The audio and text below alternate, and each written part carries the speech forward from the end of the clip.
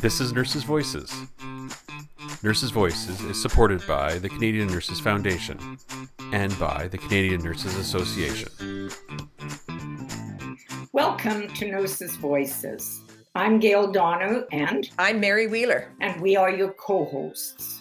Nurses' Voices is a place and space for nurses to tell their stories and an opportunity for nurses to hear from other nurses. A kind of by nurses for nurses series, a space for us to learn from each other and to support each other. It's intended to give voice to nurses and not just listen to nurses' voices, to hear nurses from across Canada, from diverse settings and in diverse roles. And mostly, it's about what nurses want to tell us about their practice, their experience, their expertise, and their careers. We've spent the last little while meeting incredible nurses across Canada with interesting stories to tell. I wish we could feature everyone we've met, but we've selected a few and hope you enjoy listening to them. There are a lot of stories told about nurses in fiction, in the movies, by other professions. But to hear the voices of nurses need to tell their own stories. They need to tell what it's like being a nurse, the opportunities, the challenges, the joys, and the disappointments. They have to talk about what they're learning and what they're learning about themselves and about nursing. On today's inaugural episode, as a lead-in to Nurses' Voices, we've decided to talk to two nurses who are using storytelling in their practice. Our first guest is Chantel Clarkin, who's a registered nurse and has a PhD. She's project scientist at the Virtual Mental Health and Outreach at the Centre of Addiction and Mental Health in Toronto. What's interesting is that one of her areas of research is examining the importance and value in storytelling for nurses. And we have Chantel Antone, who's a registered nurse and has just finished her master's in professional education. She's an indigenous nurse navigator with the Southwest Regional Cancer Program, which is part of London Health Sciences Centre in London, Ontario. She uses storytelling in her life and in her practice. Chantel, could we start with you? Why is storytelling so important? For a lot of reasons, storytelling is important, and even more so now, I would say, than it has been, because we're really living through this historic moment. We're in the midst of humanitarian crises, and nurses are really at the center of that.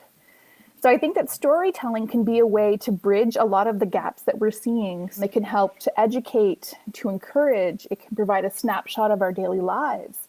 It can also help to build empathy and really seeing the value in our stories. So not just having stories told about us, but having that ability to share our own stories as nurses as a way of reflecting and connecting. Storytelling, I think, can add a lot, especially during COVID-19. So in your research, what are nurses saying, or how are they using storytelling? How we learn about taking care of a patient, especially as nurses, how we've learned to honor not just the physical, but all of the other aspects, the emotional, the spiritual, the psychosocial needs. In this time when we're simultaneously healthcare providers, but also in essence, patients as well, we're living through something where we're having a shared sense of vulnerability. You know, you leave your shifts and you leave your patients behind, but you enter back into the world where you yourself are vulnerable. Nurses are really feeling a need to connect via story so that it can be something that really helps build that emotional connection at a time where they are still quite isolated, even if they are working. So really we've seen the prominence of storytelling coming back as a way to reflect and almost act as a therapeutic tool throughout this time. You're talking about your research in storytelling, and Chantel, you're using storytelling in your practice. Can you talk a bit about that? Using storytelling has really been the tool that I've been using throughout my practice to help educate colleagues, and it's also an opportunity when we're doing patient rounds to really just share the stories of my own experience, but the experiences that I've had walking beside my patients and navigating them through the health system. It gives us that personal insight that helps us be connected to the people that we're working with and that we're working for. So that's really the piece. It makes that connection between two people creating a relationship in vulnerable situations. So sharing our stories helps to facilitate therapeutic relationships. It helps to address the mental, emotional, spiritual, and physical aspects of patients' wellness and provides a lens to holistic healing. You made a comment about it, your own experience, and I'm wondering maybe you could talk a little bit about how you integrate who you are with what you want to do to help your clients and patients. That's really the beauty of being an Indigenous navigator because we're really a unique role that's been around for about a good 10 years, but it's still pretty new. Being an Indigenous woman, living in the Indigenous community, and supporting patients who also come from the local communities that I service, there's an unspoken connection that we have in terms of the lived experiences that we've had and the history that we've grown up in.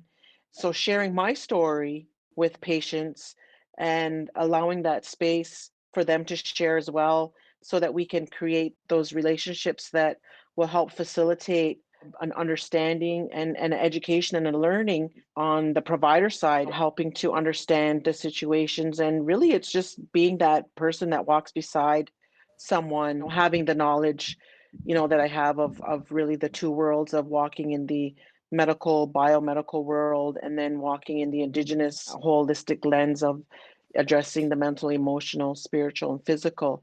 It's really just a connection piece, creating those relationships where it's going to be built on trust. And historically, that relationship has been strained for Indigenous people.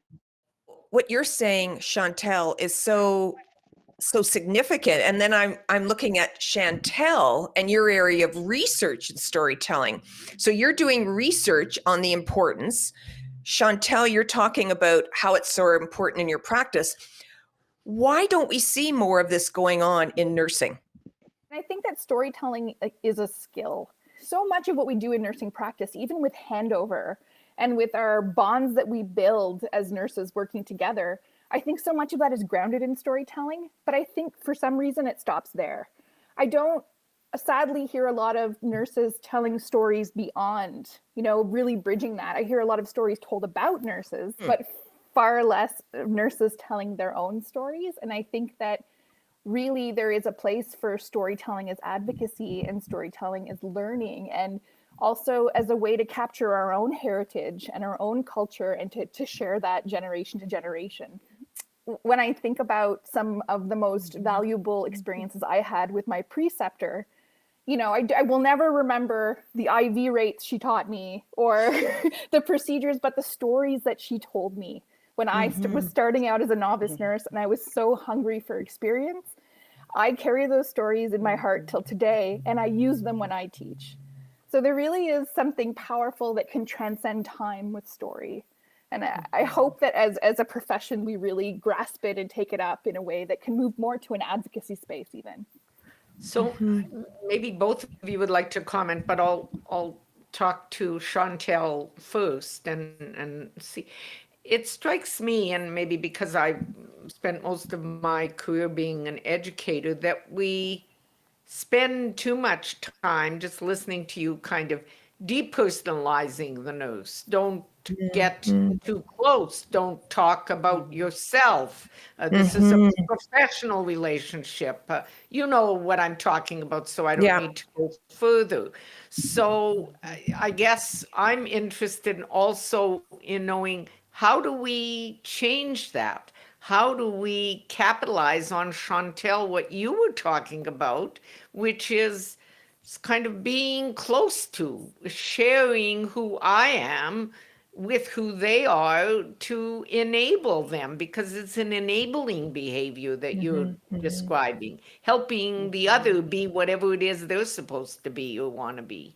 Yeah, I think a lot of what you're speaking to is along the lines of when we're caring for our clients or our patients, we're in that professional practice role where we put that boundary out to say, okay, this is as far as I'm going to go to show my, whether we want to call it vulnerability, to relate. And I believe that's where the connection happens when you can show patients that you're vulnerable as well. And as providers, we do know a lot of things, but the patients know more about themselves than we ever will. And I share that a lot with patients that I ask them. I'll say, you know your body best. I can only tell you from a professional practice standpoint, this is what my assessment would suggest that I do. And I'm just kind of like thinking back now, and I'm having this kind of this reflection. What is the reason why I can have those good connections and those good relationships? And I do believe that's what it is. It's that piece about being vulnerable with them. It's a lot of similarities with what happens in mental health, I was thinking. That's how I started my career in nursing, was in mental health. So Chantel, I wonder, because this notion of the vulnerability and the power over instead of the enabling power of the other, or whatever you want to call it, I wonder if you have any comments just in response to what Chantel was talking about. Yeah, absolutely. So I think all healthcare environments, or most of them, I would say, act in a number of ways to disempower or to separate. Like when you enter the hospital, you are no longer the person, you are now the patient. And that realm of the patient is an extremely frightening realm. And I think that one of the really interesting things Chantal touched on is this notion of like a dual lens. So if you've experienced, so being a healthcare provider gives you one lens. If you've experienced healthcare, or you've been a caregiver, or your family has, it gives you a different viewpoint of healthcare interactions. And I know for me, it has made me aware of the immense amount of privilege I carry as a healthcare provider that I think I have taken for granted that my patients don't carry, in terms of the language we use and our comfort in healthcare spaces and all of the little actions we take that make us so at home within a healthcare environment that are completely new to the patient in front of us. So I think that relating in a way that maybe through story or just showing your human side can be a way to build shared understanding in a situation where everything is scary or everything is unknown or uncertain, especially as it is right now, where there are no caregivers for the most part at the bedside. It's just the patient with a phone. So I think that sometimes having that other point of view kind of gives you a bit of a reality shake to think that so many things that I took for granted that were universal experiences really aren't. And I think if I hadn't listened to some of those stories, I wouldn't have gotten to that point of realization. What needs to happen if we want to embed more opportunities for storytelling in nursing? I think what we're trying to attempt to do through Nurses' Voices is one way to listen to nurses across Canada to tell their story from their specific vantage points. But what else?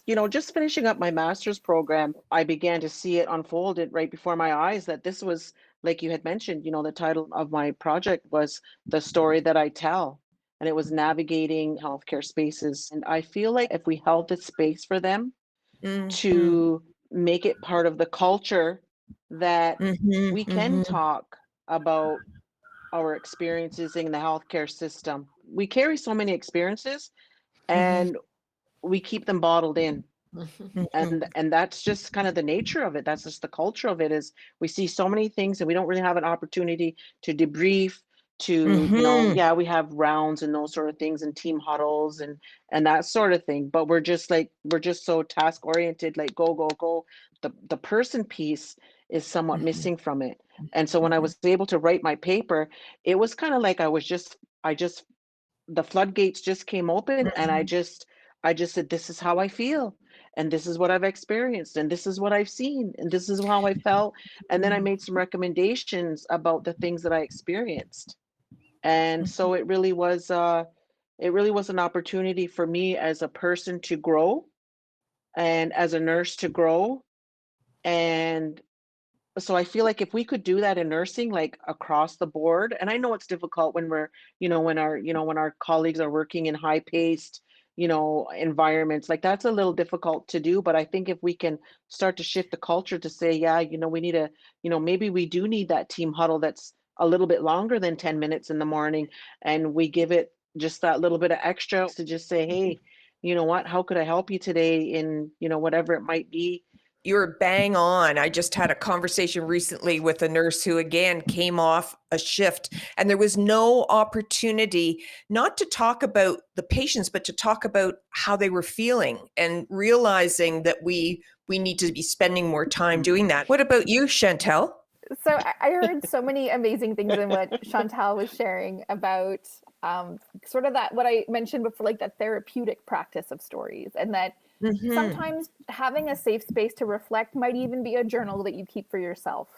And some stories you may not share, or may not be ready to share, but just the exercise of reflecting, I think, is critically important, especially at times when healthcare is stretched and everyone's under an incredible amount of stress. That if it's something you can do for yourself as an act of self-care, just even collecting those stories and recording those experiences for yourself, I think is a first step.